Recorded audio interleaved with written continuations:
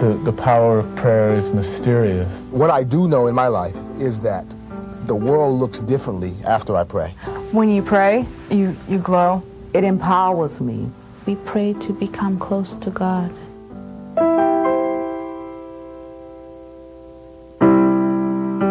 We pray for guidance, protection, and healing. We pray to express gratitude. All of the religions of the world teach us to pray and meditate. The sacred writings of the Baha'i Faith state, "Intone, O my servant, the verses of God, that the sweetness of thy melody may kindle thine own soul and attract the hearts of all." Through prayer, we attract God's love. We become inspired to treat others with compassion. Baha'is believe that prayer should be put into action. Prayer gives us clarity and direction so we can make positive changes in ourselves, our families, and our communities. In this half hour, you'll meet Baha'is from diverse backgrounds and regions of the country. We'll explore how they use prayer in their lives to meet challenges and create unity.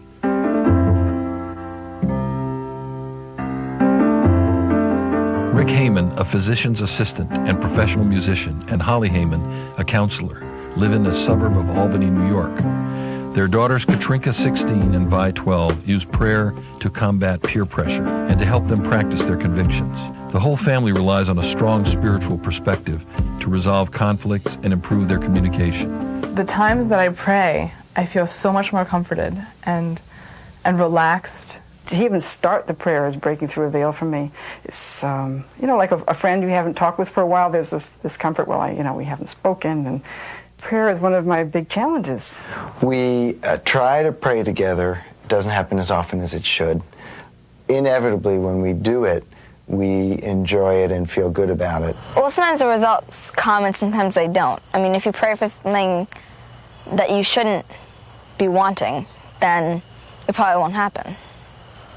But if you pray for something good and you put your own effort into it also, then it will probably happen. A lot of the time, like in middle school especially, I was always running to my room, screaming at my parents, and I'd pray.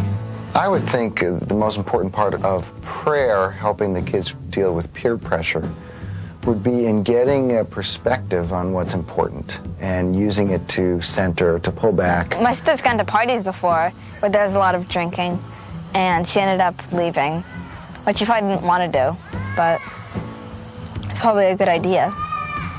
And I anticipate that a lot. Whether it's chastity or alcohol abuse or, drugs, something that I make myself do is keep in touch with my Baha'i friends. Because even if they've done things, we can help each other and just together. I feel glad of a way to kind of vent my feelings other than screaming or other activities that some people my age might engage in. I called my best friend and we're like on the phone screaming, and she's my neighbor, so she went over here and she was screaming. It was like really funny because we never thought my sister was like somebody having a boyfriend. It was just so funny. You're so corny. What? I prayed all the time about a relationship, and talking with other people, it's like they get so easy with each other really fast. Like I realized how that could happen and how it does happen, but we decided that we're not gonna follow through with sex before marriage, and I think he kind of had the same feeling from the beginning. It's almost like a role model in some ways. That I see how she is with people and how she interacts, and I see that's a good way to be. Baha'is believe that service to humanity is a form of prayer in action. Katrinka helped establish a popular Friday night coffee house where kids socialize in a safe, alcohol-free environment. She has devoted herself to a number of community service projects, including a tutoring program working with at-risk children. During her recent trip to Costa Rica, Katrinka joined other Baha'i youth in serving the Gwaimi and the Bribri, indigenous people of the land. We went there, and all we did was service, and we learned so much. There are 30 of us from all over the United States, so it was a huge group, and we'd pick up people. So we always had 40 people around, and it gave me a whole new perspective on even curing cement and doing it with the children, and they're so loving and so humble. Basically, we went there to prepare and to set up and to rebuild some of the buildings that were there. And we also spruced up the huts. Is so much work. Their families are very intermeshed, and you can't tell whose mother is who, to the child, or you just can't figure any of that out because they're so loving towards everyone. And I loved every moment of it. A Baha'i is someone who devotes their life to trying as much as they can. Here are some basic facts about the Baha'i Faith. The Baha'i Faith is an independent religion based on Holy Scripture. The Baha'i community is 150 years old, with 6 million believers in 300 nations around the world. Baha'is believe there is one God, the God of the Old and New Testaments, who created us as spiritual beings and wants us to live together in unity. The Word of God has been sent through many prophets to all the peoples of the world. Baha'is believe their faith is not superior to others and is the next step in the spiritual advancement of humanity. The purpose of the Baha'i Faith is to establish the unity of the human race. All people are welcomed in the Baha'i community as sisters and brothers, and cultural differences are treated with acceptance and respect. For more information about the Baha'i Faith, or to receive your free copy of the Baha'i booklet, call 1-800-22-UNITE or visit our website at www.us.baha'i.org.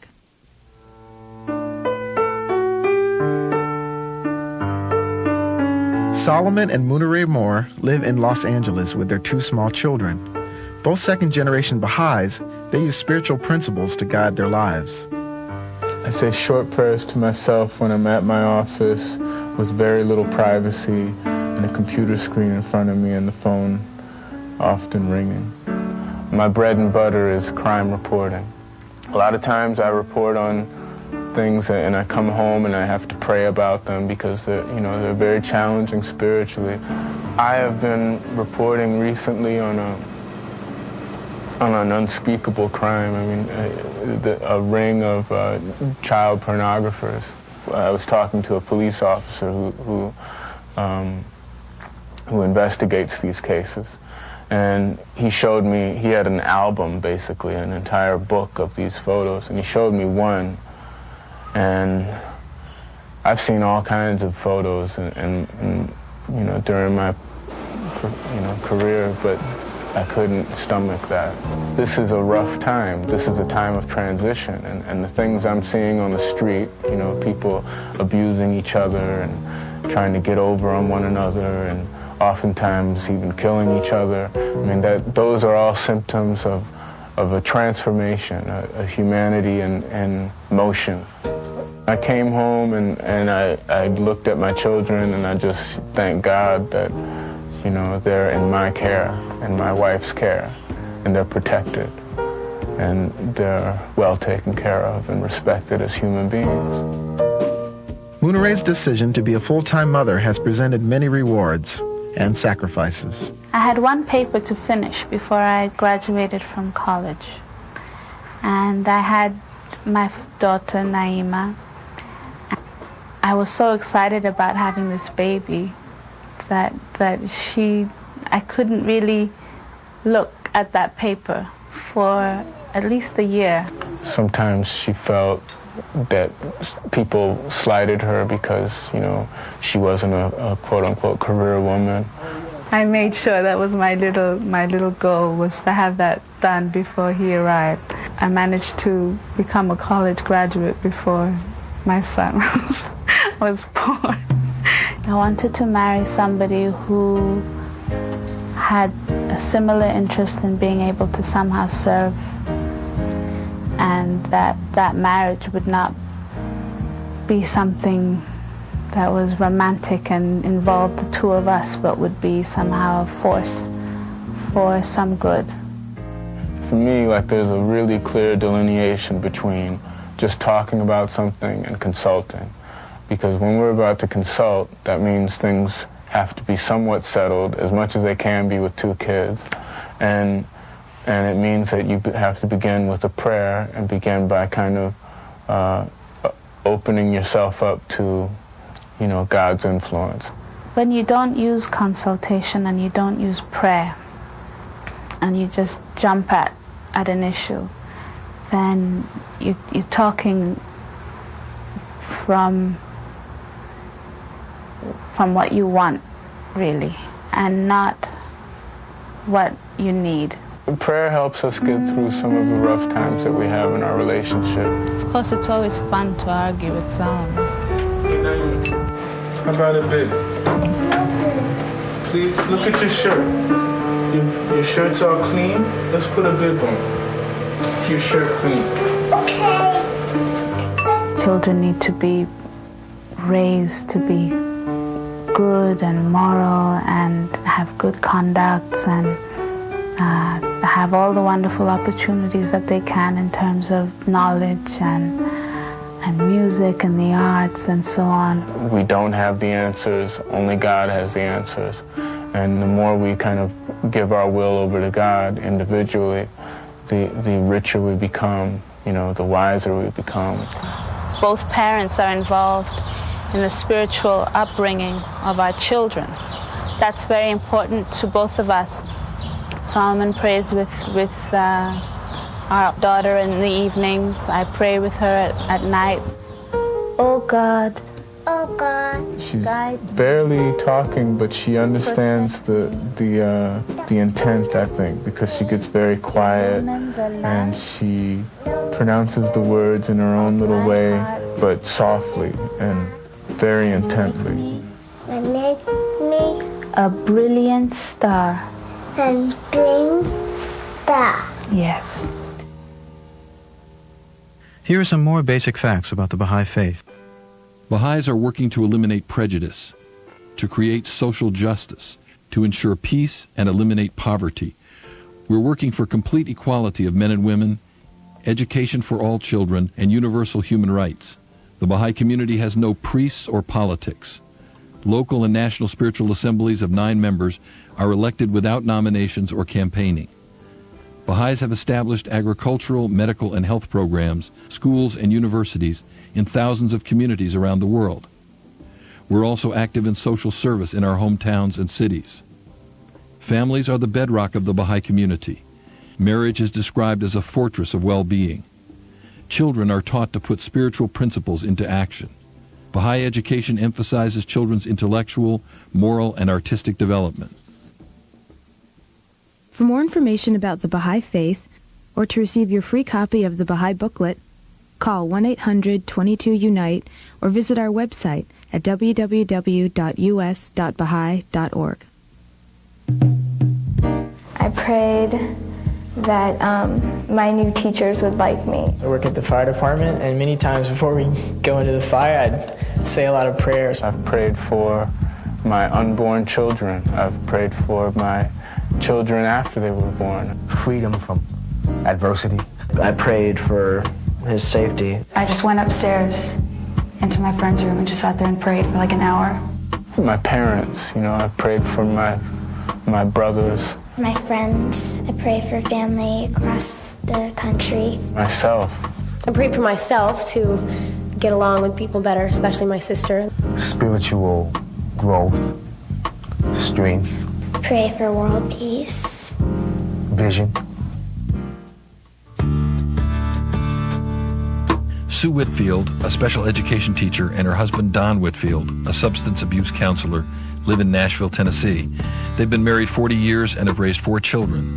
Donna, an administrator, Donald, a youth counselor, Miles, a medical supervisor, and David, the owner of a software marketing company. I can always remember my mother beginning most of the crises we had to deal with by beginning with prayer. And I would always see my mother praying, both she and my father, taught by example. And their actions were prayerful as well. Prayer has helped heal the pain of the racial injustice they experienced growing up in the segregated South. It always struck me that my parents would share with me these anecdotes about the harsh realities of the South, but yet they were very loving, and they never, ever encouraged me to be discriminatory towards anyone. My grandmother worked as a maid, and she was working for one of the most prominent men in the city in Alabama. And one day she went to look for some of his clothing to iron, and she found a Ku Klux Klan's robe in his closet. And that evening, she had told us what she had found, and when she said her prayers, She was praying for this man. I could never understand why she was praying for this man. But in latter years, I can understand. Because when I became a Baha'i and learned the importance of prayer, then it became, like a revelation to me. I had a great-great-grandmother who had endured slavery, who also said the only way that she endured slavery was through prayer. And that was the only thing. And she used to tell stories about working in the fields and how they weren't really allowed to pray. And there was just certain songs that they would sing that they couldn't use a lot of words. Songs like, the song is, oh God, won't you come by here? And they had to sing like, oh, won't you come by here? Because if they were caught saying the word God, they would be punished. I was always amazed how they could, on the one hand, share with me such painful stories, and on the other hand, encourage me to go out in love. I tried to teach my kids by example. And one of the things that I'd always let them know was that this is how life goes, and this is how things can change, and they can change spiritually. My world was very much separate from white people. So I really didn't give them any thought. I think in order to deal with the pain that I had experienced, I would just disassociate myself with it, and they just became invisible. And then I began to meet white Baha'is and white people in general, who was white people of goodwill, and I had to really give it some thought. Well, this is my sister. Sue is a gentle, kind, sensitive person. You're to love people unconditionally, and that's a big job. You have to pray. They're a close family. They support one another, even when they don't agree with one another. So you know that there is certain things that I can do. Thank you. No, get by on this one. That's so sweet. No, you're not getting by on this one. There are certain things that I can do, and there are certain things that I cannot do. Okay? You can tell this only. No. Thank you.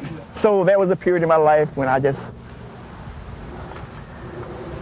kind of got involved in the environment. And the environment was alcohol, drugs,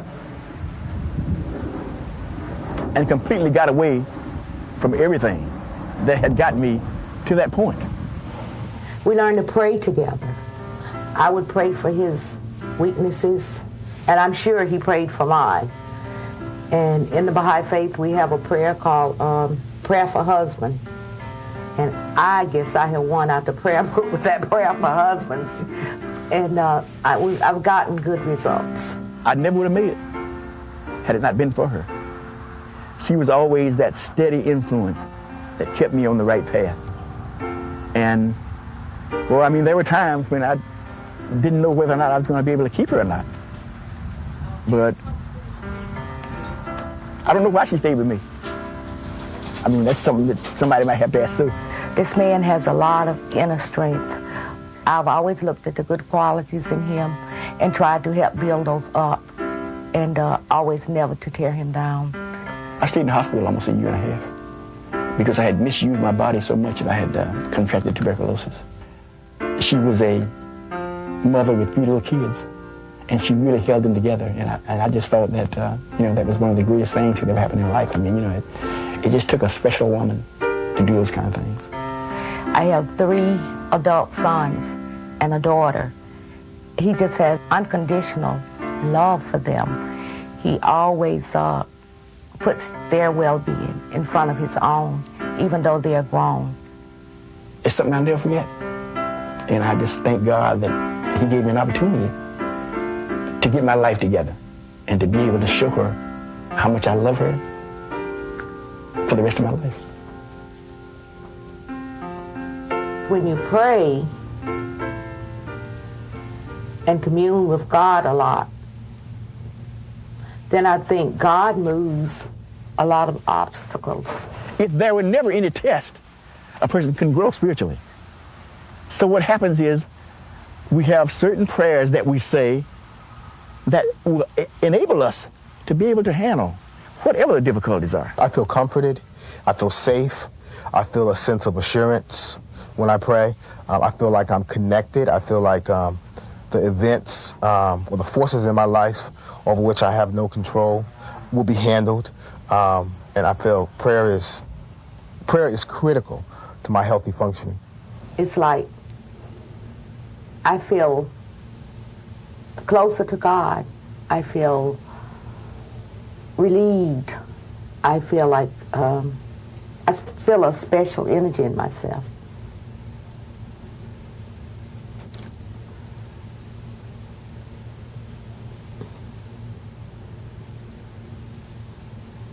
I feel peaceful. I feel loved.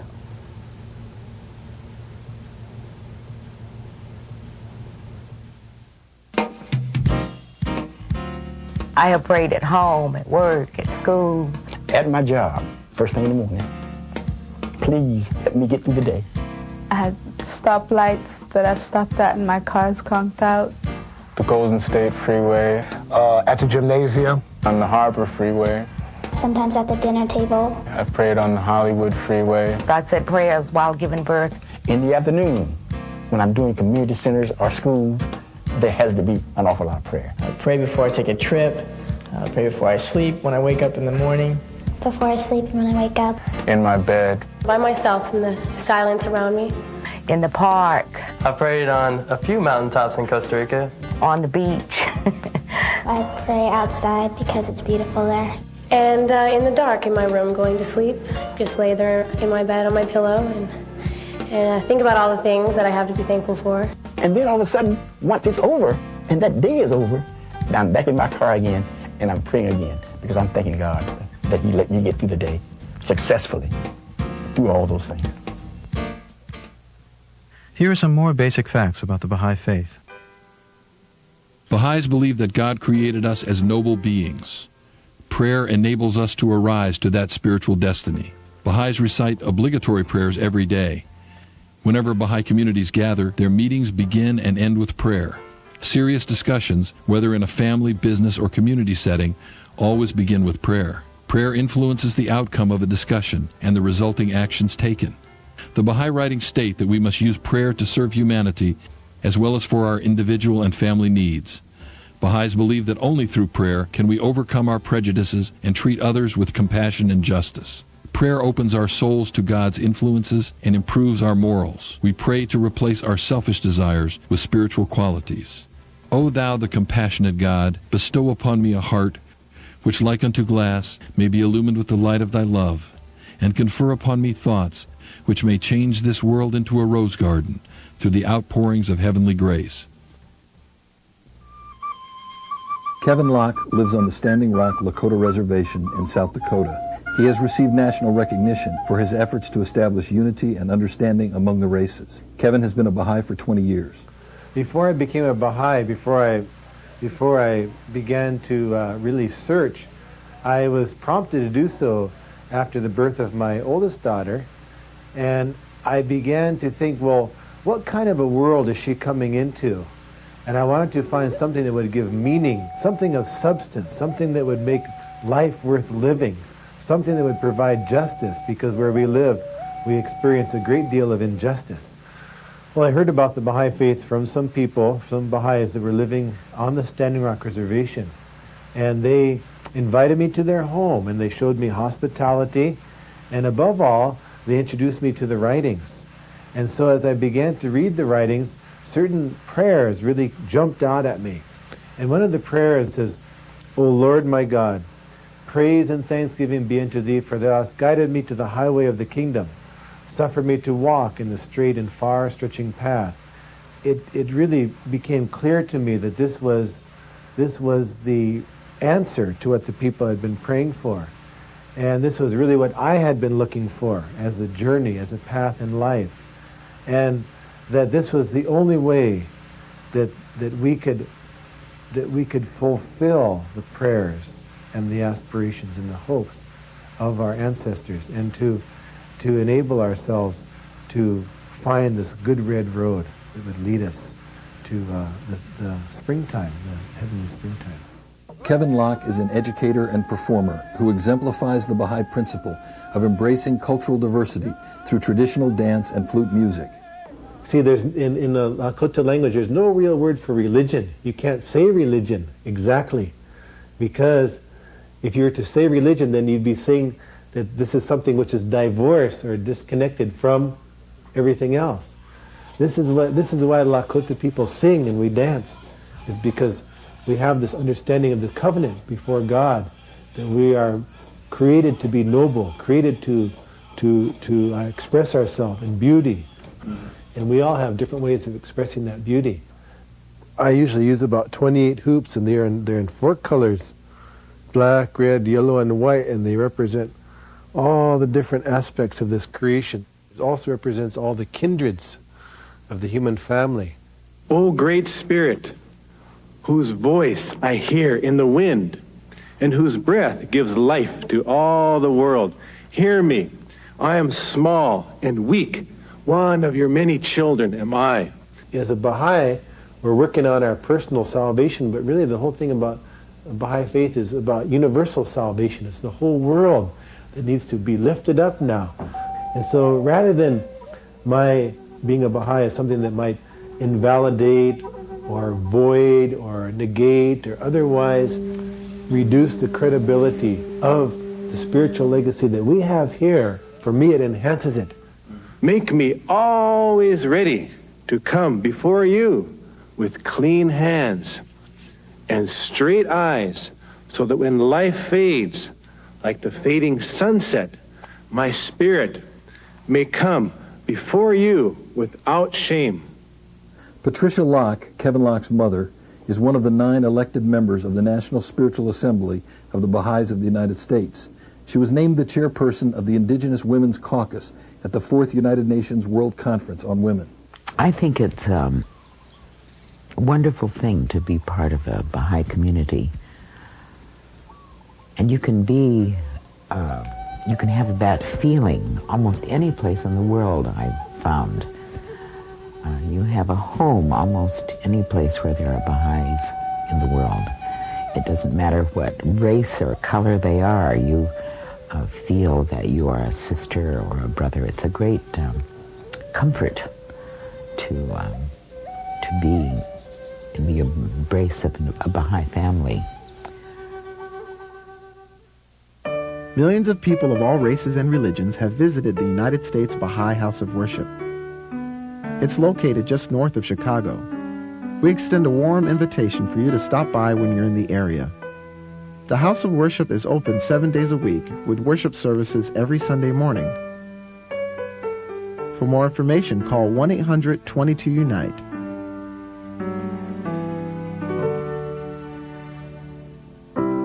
For more information about the Baha'i Faith, or to receive your free copy of the Baha'i booklet, call 1-800-22-UNITE or visit our website at www.us.baha'i.org.